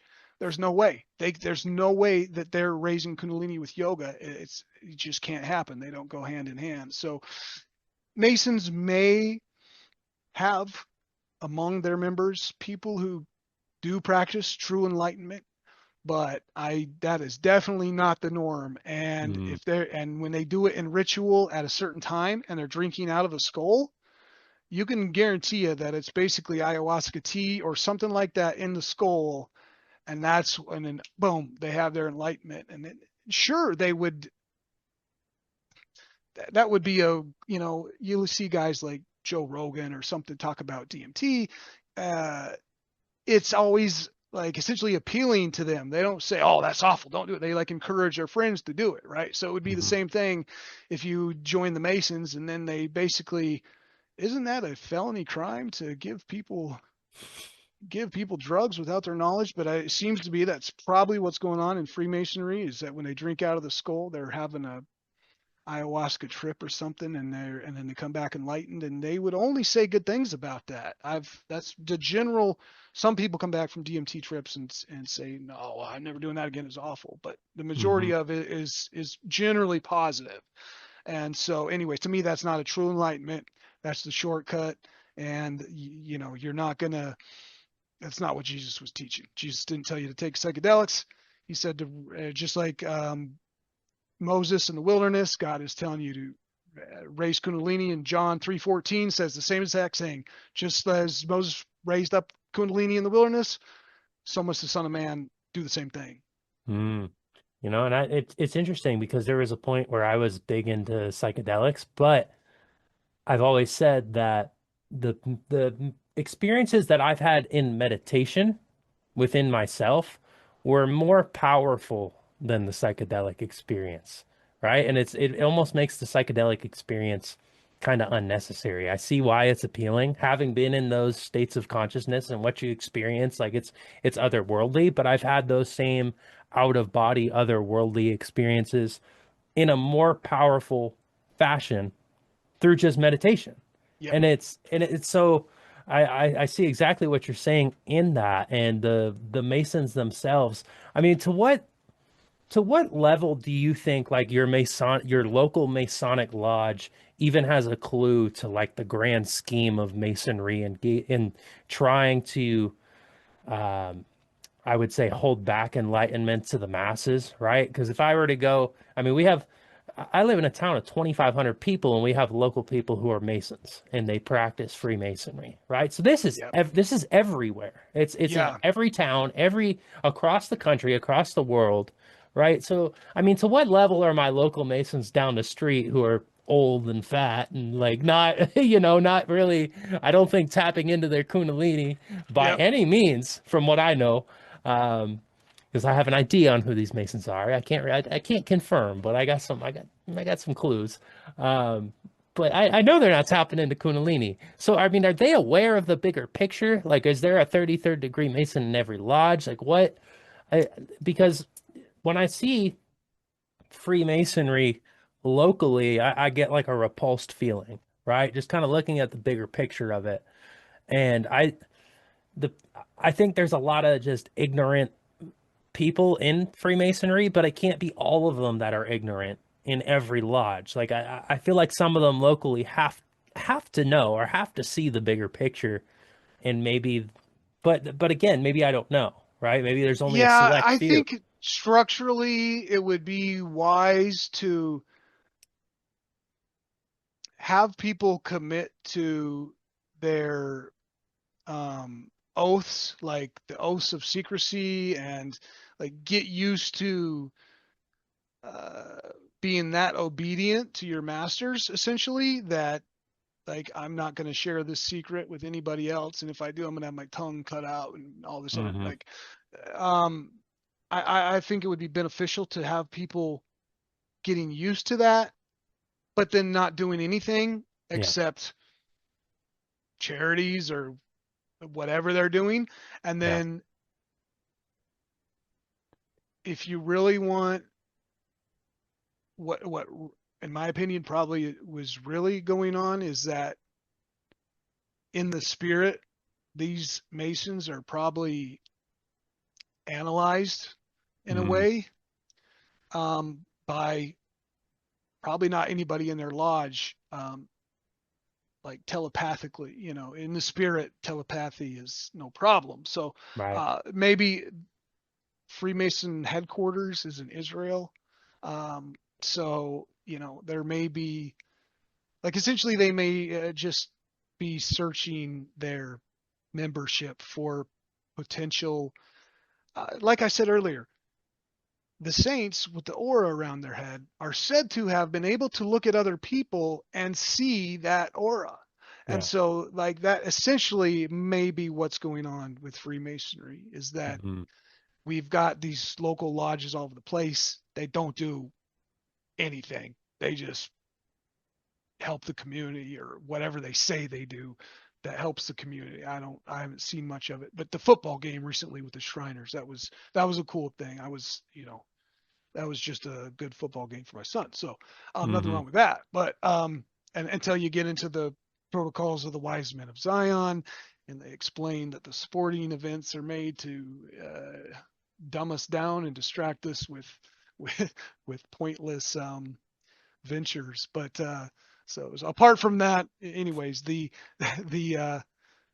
they do basically nothing at the local lodges. But then maybe maybe they're amongst those ranks, members are then brought into a bigger um, uh, And then it would be beneficial because then everybody at the local lodge is saying like, you guys don't know anything about masonry. It's not this big. Like, Hmm. trust me, I know. I'm a mason. All I do is these football games and drive the little cart around, whatever the Shriners do that. But and they're at their heart, like they mean it.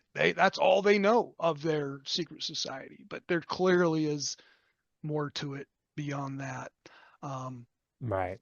but so yeah, I don't know. It's definitely, and I think about the same thing like out of that cave in Oregon. I'm like, that thing is creepy as can be because they've got this door on the inside that they like. It looks like they burn it or they. Anyways, they've got these creepy rituals in a cave, and I'm like, they're definitely, well, from their own words, they tell me that they experience enlightenment. So they're definitely doing, I don't know what, but some Hmm. kind of a some kind of a chemical to get them like out of body or have some kind of Right. experience, which Well, then they would only encourage their friends to do. I would say like, oh man, that was an amazing experience. I'm going to invite my friend to join the lodge too. hmm. Right. And I've heard people say Freemasonry is just a covert form of Satanism. I mean, do you agree with that analogy? I mean, that seems to be, I hear a lot of I people making that reference and putting those two side by side.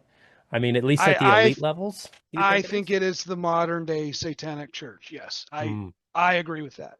Um, it really doesn't matter, like from an enlightenment standpoint. Um, the spirit realm is there. It's real. There are evil and good spirits there. So if you want to do evil, you need to. If you want to do the most evil, then you need to be in communication with these evil spirits, um, and to getting direction from them and help from them. And if you mm, want to do good, it's the same. You need to be in communication with good spirits, getting information from them, and according to our ancestors, this is how genius is born. Well, genius can be at least unlocked um, through raising Kundalini. But um, so it's anyways, I don't believe like that. I call it the Church of Satan, yes, and I do okay. believe it is because if you want to know more about that, I really suggest Alto Child's Mm, documentary on Freemasonry because he really lines it up. This is what they do in Satanism. This is what they're doing in Freemasonry. This is Satanism. This is Freemason. And it's like a 1-to-1 correlation. And then I go out to that cave, right? And they've got this door, and I know what the door symbolizes. It symbolizes a portal between the earthly realm, and the spirit realm. That's the only thing possibly a door could symbolize inside of a cave, is hmm. that you're stepping through a portal from one side to another. And in a cave underground, there's no other side of anything. The only thing to symbolize here is stepping from the physical into the spiritual. And so I have to ask myself, one question I asked myself about that cave and about that door. I said, the like the Masons have this saying, knock 3 knocks, right? 3 knocks is a Masonic um, hint, is a Masonic sign, knocking on the door 3 times.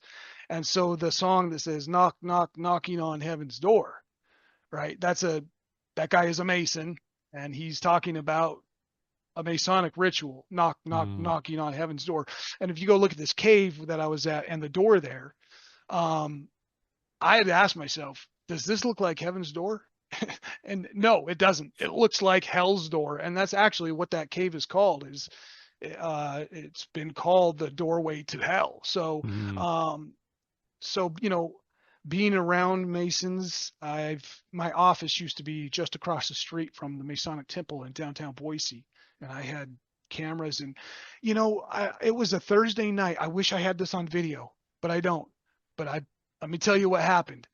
It was a Thursday night, and maybe that's why I always say Thursday. But when I'm talking about Masons, but it was dark. It was like 9 o'clock at night, and there's this line of people coming into the Masonic Lodge, And this guy comes walking in with full red robe. I'm talking, I mean, it looked like a Satan, like if you went to Halloween store and purchased a Satan outfit, that or a Satanist outfit. That's what this looked like. It was all Mm. red. It had a huge hood on it that like went up over like this, you know. It wasn't a hoodie. It was like a big old ritual hoodie thing. Something out of that like Stanley Kubrick movie or something. Yeah, Those yeah, outfits. Yeah. yep. And it didn't have pants on because it was like the red thing he was wearing was like a full on dress basically. It was a gown and it had this big old red hood up. And the guy was he was walking, coming up the street, turned with another group of guys who were all he was the only one in all red, but all these other guys were dressed similarly, like they're wearing a black gown or something. It wasn't even jeans and like not even it's just weird. But definitely if you look up like Satanist red, Mm. that's exactly what this guy was wearing. And he walked straight into the Masonic Lodge. And so I was I don't know who, if you're serving God, would even want to do that. Like, why? I have no explanation for why they're actually dressing. And I've seen it with my own eyes. My eyes. This is when I got into Freemasonry. Was that event when I was like, what the heck? But my office was across the street from the Mm. Masonic temple, and I sat there and I had security cameras on and everything, and I was watching that place. And I tell you what, I think, yeah, that's before I ever heard Alton Childs lay it out. This is the Satanic Church. I seen it with my own eyes, and I said that has got to be Satanism. That's the only explanation for that. Right. So, but and again, what would Satan want you to do? Well, if he's in communication with the Masons because they're going out of body into the spirit and into the spirit realm, and then they get in with bad spirits and Satan, what is he going to tell them to do? He's going to say, make sure that nobody else gets into the spirit unless they're serving me. And so convince everybody who believes in God that this is taboo, evil, satanic. They like make sure they have nothing to do with this, because then when it comes to spiritual battle, guess who's going to be winning? They Mm. are. And I think that's the world that we live in today. If you go look around, where are we going in? Are we moving in a good direction that's bringing humanity closer to God, or are we getting further and further down the rabbit hole with like all this mass uh, AI surveillance and all this the technocratic stuff going on? There's anyways, it seems to me that yes, the Masons do practice enlightenment, but they don't do it for the reason that Jesus told us to do it. They do it probably because they're in communication with evil spirits and Satan. Mm. Absolutely. And I agree with you 100%. And what's interesting is to like kind of look at like, let's say you and I, and we have our own spiritual practices and we can go and communicate with spirit, right? It almost, do you feel, I'm not there yet, but I'm, okay. Well, getting I've there, never had getting there. a communication. So, but yeah, that is, I know it happens. So I'm going to keep Did meditating. Just out of curiosity, would you say have you had like a Kundalini awakening, do you think, or? No, Okay. absolutely not. No, I think I'm at least a year or two away from that based on studying Gopni Krishna's path towards Kundalini awakening, who I think that he definitely did. Hmm. I think that he did achieve it, and he talks about all the different problems and balancing the Ida and the Bengala and all that stuff, and so a lot of the challenges that he went through I haven't experienced yet, and so yeah, I don't think I'm close to that, but No, I I was gonna say definitely it's keep coming. It'll be meditating. like boom. Yeah, One day yeah, it'll just be boom in your meditation. Oh, there it is. You know.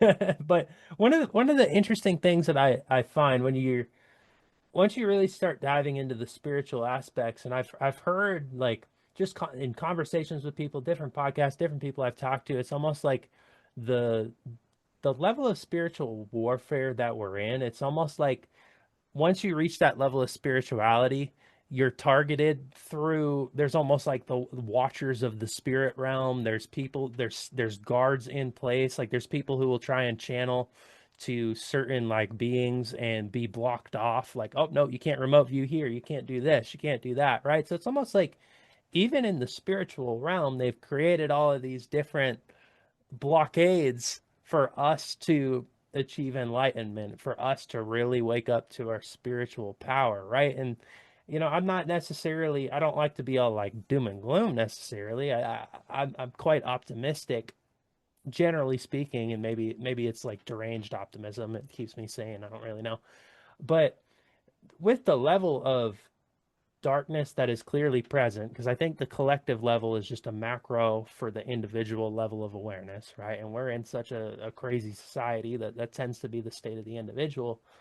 I mean, do you feel that we can, because I don't necessarily see a way, at least right now, where we can just go and like eradicate the evil, right? And I think the society we're creating is going to be founded upon the basis of evil, and whether it's technocracy and mass control and all this surveillance. I mean, do you think there's a way to almost, for the good and the evil to coincide within the same system and society?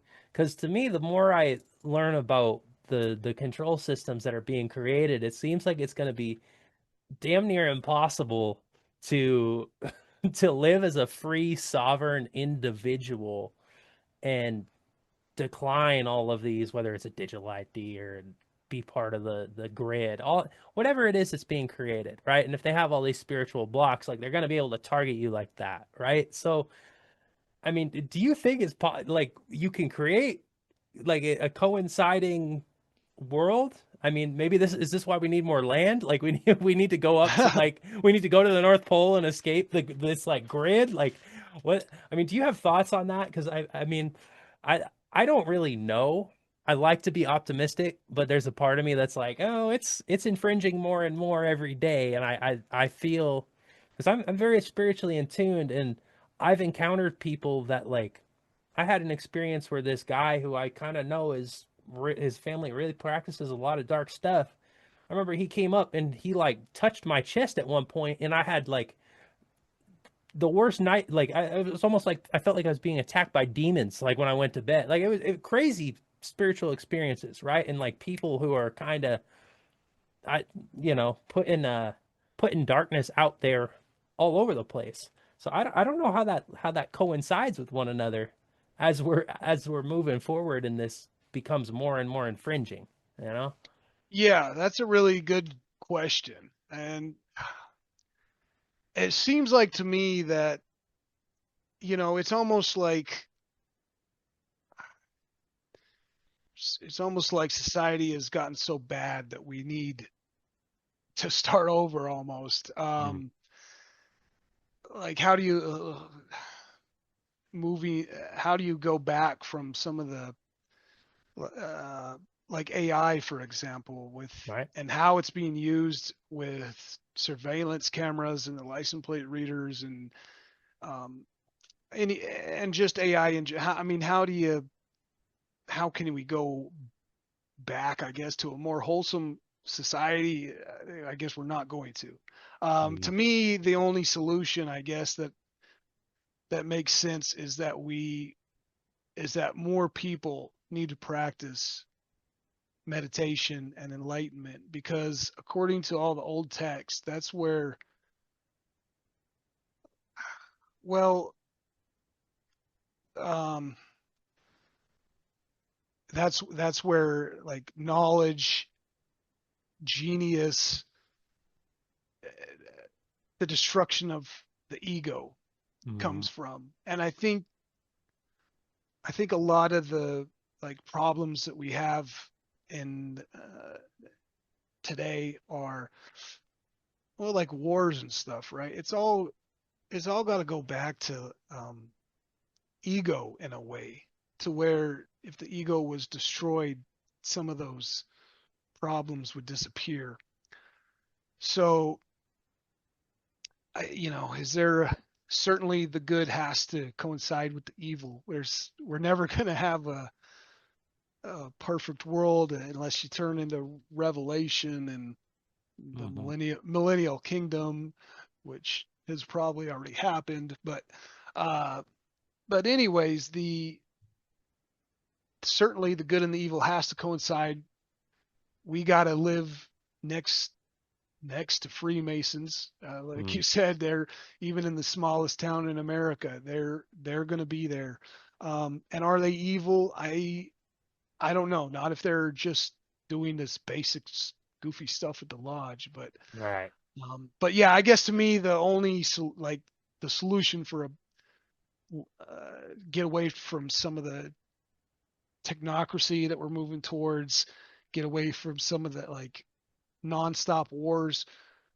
Point finger at Israel. Hmm. The the only solution for that would be like a more or like a mass uh, society who is um, partaking in meditation and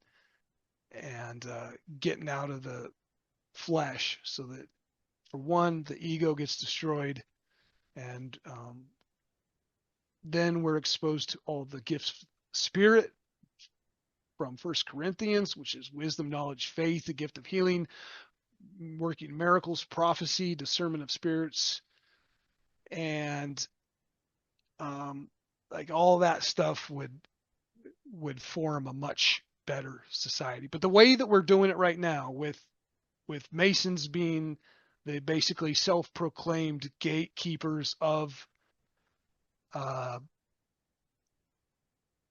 of enlightenment, then we're definitely going to be going in a bad direction. So Mm. hopefully, so my hope would be that uh, Christians, Catholics, Mormons, all religions, Hindus, they're already doing meditation. So, Right.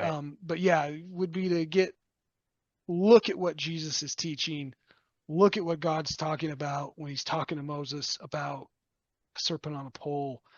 Look at the symbology in Zechariah 4 and realize that the Bible's instructing you to do this stuff. And until we start doing it, um, they're going to keep running the show, and things will probably continue to decline. Hmm. Well, I would hope that somebody who maybe is listening to this and like has a Christian background, for example, right? Because I know I have a lot of friends who are like almost like traditional Christians, if you will, right? But they're also interested in spirituality and world topics and kind of diving into some of the conspiratorial aspects. I would hope that they could listen to this and then gain a much deeper understanding on the Kundalini and true enlightenment.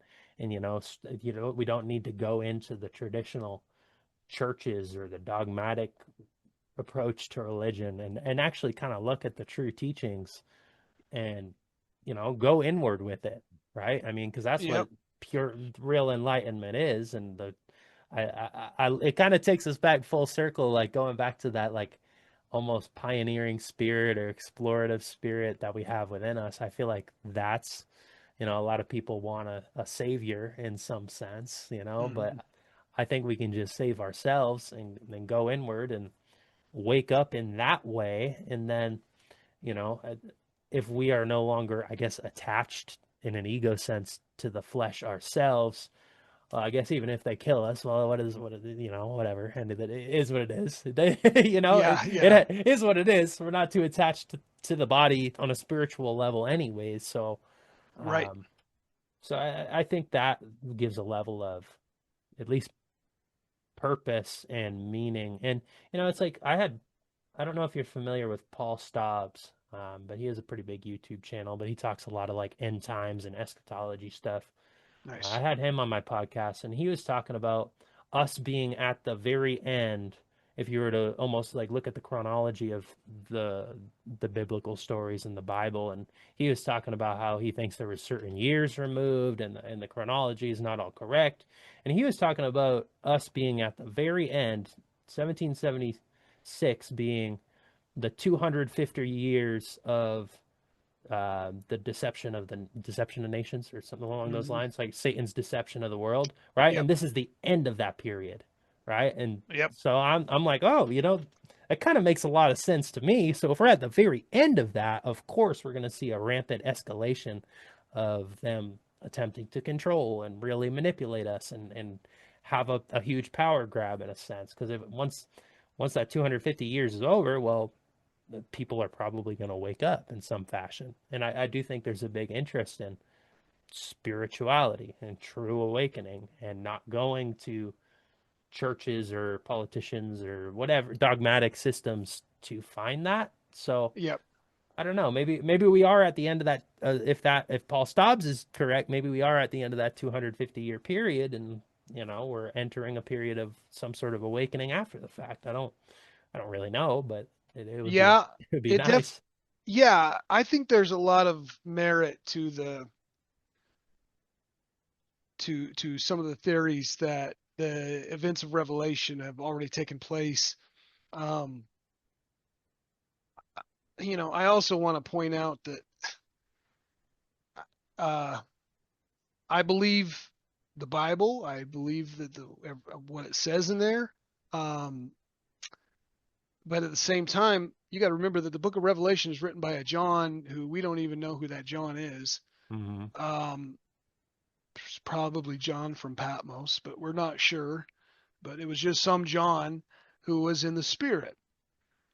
And if you've ever been in the Spirit, you know how uh, when you're finished and then have a conversation with somebody and try to explain to them what you experienced, like we don't have very good words for it. Yeah. And there's like, I've seen this color and this shape and this, or like the DMT trips, you see, I've seen that there's like snake beings talking to me. Um,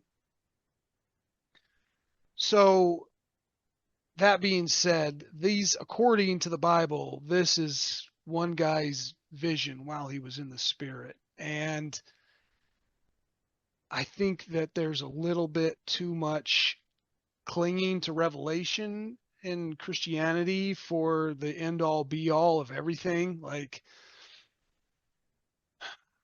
there could be a chance that revelation is whatever he's seen and prophesied has already all happened. Hmm. And maybe we need a new revelation, but we're Hmm. not getting it because the Christian church is teaching that illumination is is satanic. And so this is one of the gifts of the spirit from First Corinthians is prophecy. And how are we going to even have a prophet when the church tells you don't have anything to do with the spirit realm because the only thing you're going to find there is Satan, which is Hmm. ridiculous. It's not even biblical in any sense. The Bible tells us flat out that God, angels, the cherubim, um, their names are slipping, but the different angels and the different ranks that they have, and so I just I still read Revelation, study Revelation. Um, at the same time, I'm absolutely convinced that the opening of the first scroll is Genghis Khan Hmm. because I have a whole series of this on my channel called Tartarian Christianity. Genghis Khan was a Tartarian, Hmm. and the opening of the first scroll is absolutely a one-to-one match with Genghis Khan. Maybe that's just coincidental, but it is true. He's a conqueror,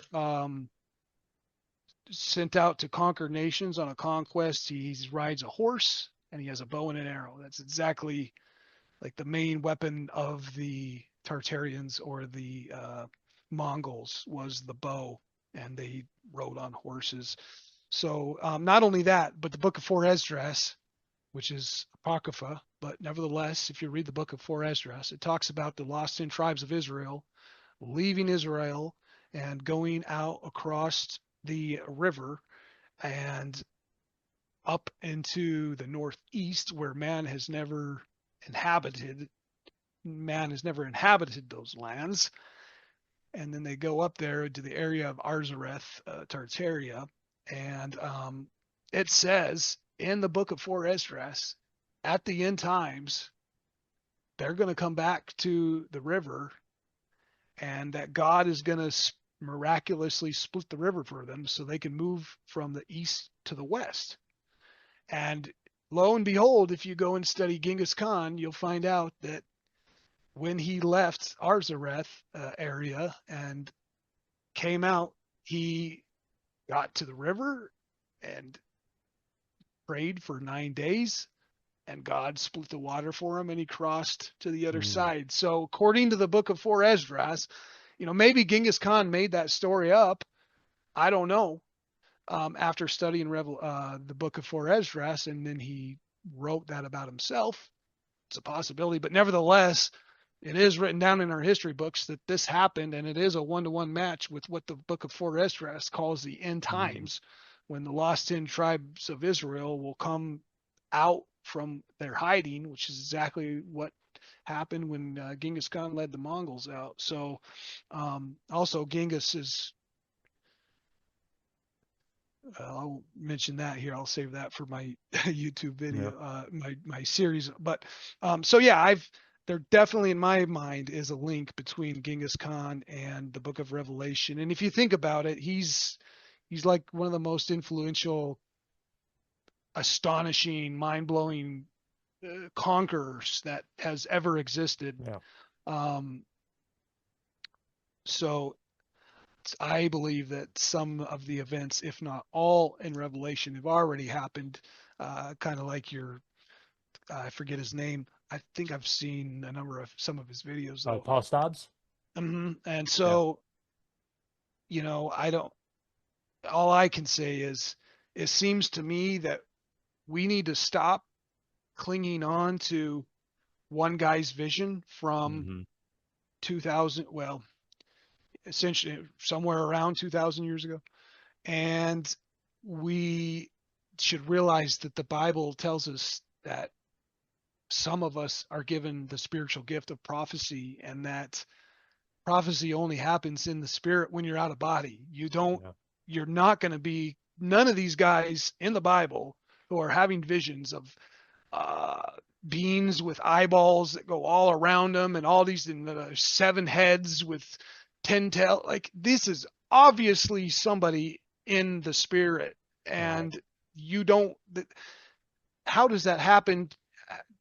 God just grabbed their eyeballs and shut them and said, watch this instead. No, they were practicing some form of meditation to be able to get into that mode where the God and the angels could communicate with them and give them the prophecy of Revelation. So if nothing else, we just need more people doing that. So instead Hmm. of relying on John from 2,000 years ago, say, you know what, God still has the ability to communicate with us, and why not turn and ask him where we're at in the book of Revelation? Or why don't we get a new book of Revelation because somebody gave us a new prophecy?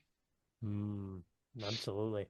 Well, I think the world lacks visionaries and the storytellers and prophets you could say in that way. And so I think the people who do go into the spiritual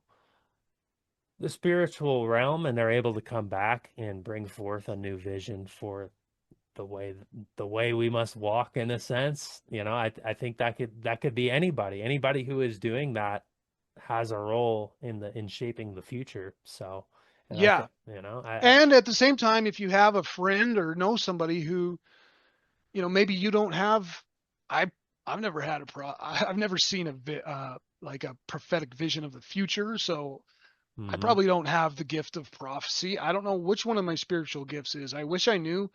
I'm trying to figure out. I'm doing what I can to move in that direction, but somebody has that power. So, that gift, according to the Bible, of prophecy. So, um, anyways, for me personally, if I knew somebody who was regularly meditating and having visions, I would just be curious to ask them about, what are you seeing? mm, What are yeah, you hearing? right. Because that may be just as beneficial as the information from the other guy who went into meditation to get a vision called John, who wrote the book of Revelation. I would say so. I certainly agree. And I think if anybody who's listening who has those experiences, please contact one of us. Yeah, yeah. Come on the Reach out. come on the podcast, share them. Like, because I think those are the types of almost vision, like those are the stories and the ideas that I think do need to be shared and spoken about and heard at this time, because I think we're starved for that type of path, where Yes. humanity is spiritually starved. And they'll Eh, follow if they find if somebody comes forward and they're resonant and they're speaking truth from that. I mean, it's gonna resonate. People recognize truth even if they feel a bit spiritually blind, or they they're almost in a neurotic psychosis that was placed onto them by Freemasons, right? They can still Yes. recognize truth. Right. Right. And this could easily, you had talked about earlier some of the like what are Masons doing right now in their lodge? Maybe I doubt in every single local lodge, no way, but Yeah. I would not be surprised that in Freemason there are people who have the gift of prophecy, and maybe why they have such a tight grasp on everything is that instead of relying on John for the only prophecy of what's going to happen in the future, maybe they have people who are seeing visions of the future and they're able to direct their Masonic steps more Mm, appropriately and shepherd humanity more properly based on those um, based on those visions of the future. And if they see where we're going in the future, then maybe they would think that they can drive it in a different way or in the way they want. So it mm, certainly is, it's kind of a scary thing to think about that maybe the only prophets around are the Masons, and that none of those prophecies are ever going to reach the public like Revelation has, because it's going to be kept inside of Masonic circles and Masonic libraries. mm.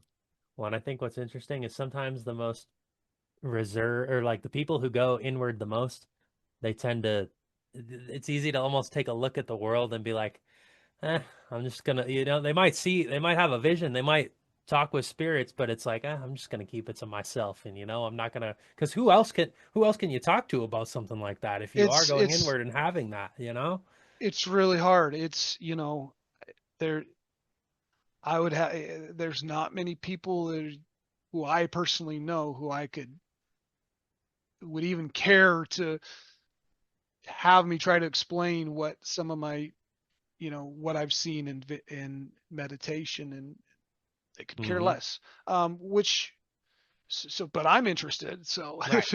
Right. I'm interested, and just as much as I am in the book of Revelation, because I know for a fact that the source of information that spoke to John to give him that prophecy is the same source of information that I have access to or another guy has access to. Hmm. So, why did God decide to stop giving prophecies 2,000 years ago? He didn't. Hmm. It's apparently, and unless you know a prophet that's outside of Freemasonry, apparently it would only be Freemasons at this point. So, which is not good. Right. we should have some on our side. So, and same goes for the rest of the spiritual gifts, healing. Where do you when's the last time you see a lay on hands miraculous healing? So, Hmm.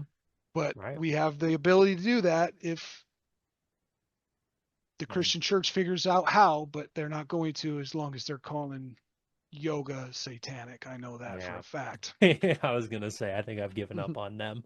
Yeah, I don't have much faith they're gonna change their sails, if you will.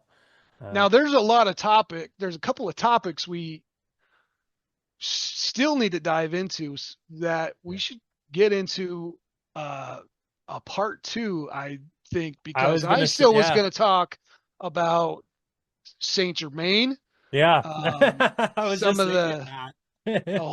there's a whole list of stuff to talk about I know yet. we maybe So covered half of what we were gonna talk about, but 25%, half, but yeah, yeah, man, I've really enjoyed this conversation with you, and I would love to talk further and also kind of, to check up with each other on progress towards meditation. The fact that yeah, you've been up and done the 10-day silent, man, I know that's a huge accomplishment and not easy to do. So all right. props Well, on that. And I'm I glad to have appreciate another that. friend who's interested in that type of thing. I was So, but gonna I'm say, next. man. I need to go get that done too. I've been waiting to I was do gonna that. say So it's in your state. It's right there. I I know was it's gonna right say here. What am I waiting for? it's in your state. Like I said, I think anybody who like feels the pull towards it, those are the people who are supposed to go. And I think, you would gain a lot from it. It's hard to explain what you gain from it, but like you really learn a lot from doing it. So, Yeah, that's what my brother explained too. It's hard to explain why, but once and I just want to do it. It sounds fun to me. Like yeah. I do fasting and stuff, and I like doing it because it's like my flesh is like, give me Hmm. something, and I'm like, nope, I was gonna I'm say, putting the yeah. line down and not give into it. So, and that's a same exact thing. It's a fast from speaking, obviously. Yeah, I was I gonna did, say I didn't think of it in that way, but it really is. And you have your last meal at lunchtime too. So I mean, you almost do like an intermittent fast when you're in there with food nice. wise. So it's a it's challenging, but it's very eye-opening. And what's crazy is I had a very crazy synchronicity right at the end of the meditation on the very last day. After day 10, you can start talking with people again.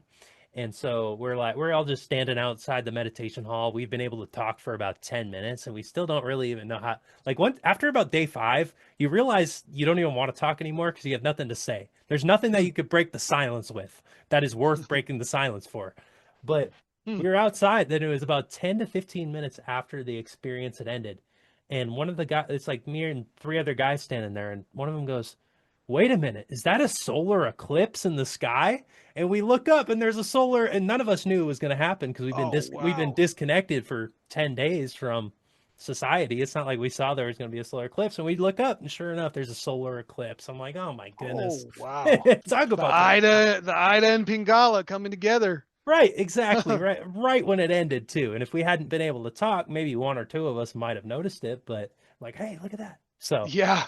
like, talk about Wow. perfect timing. So very, very divinely orchestrated, I think my experience was. But I would highly recommend, and they have a beautiful retreat That sounds center up there cool. where you're at. So, um, I'm if definitely getting up there. That's my brother told me to get up and do it, and I was like, yeah, man, that sounds like a blast. So, yeah, but at the same time, I've been working, trying to right. raise money for North Pole, and but nevertheless, I can take 10 days off. So, Well, and the beauty of the meditation retreat is that technically it's free. I mean, you can donate. I donated, but it's not like you have to pay to go to it. So yep. you can probably schedule some YouTube videos to come out while you're away, and it's like you wouldn't even miss work, Yeah. Well, yeah. Good At point. least in that aspect. So, um, but yeah, man, we definitely got to plan on a part 2 because there's a lot more that I feel like we need to dive into. Like Right on, we Evan. could easily I'm keep excited. going.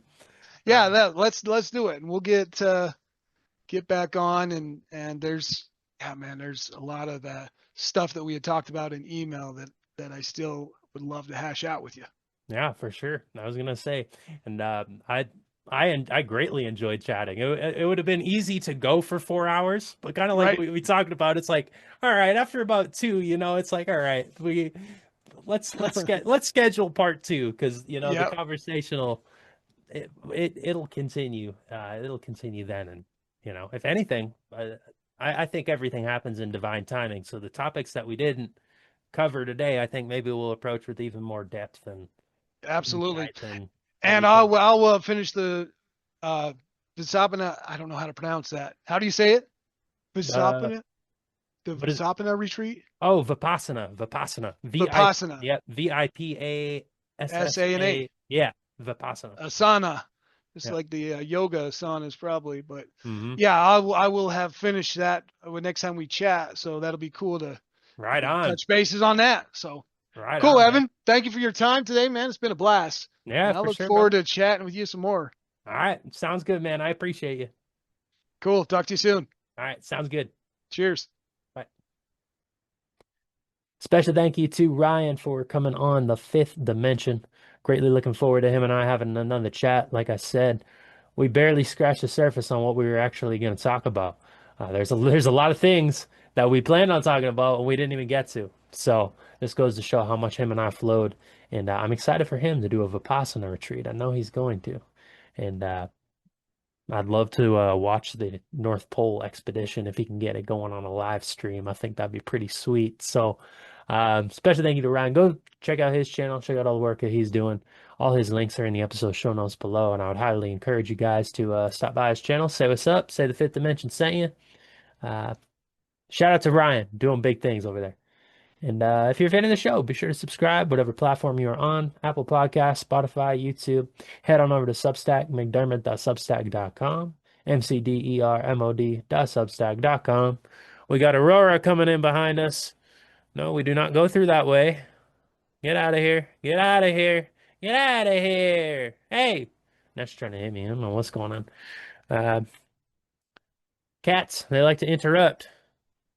Let's just push this back so she can't even get through. Nope. Sorry. She's probably just gonna knock my book over. Realistically, is she gonna do it? Let's see. Nope, she hasn't done it. But you can book a one-on-one tarot consultation with me if you are interested. You can purchase the book that you just saw that Aurora is threatening to knock over. Very possible. Oh, she's running off.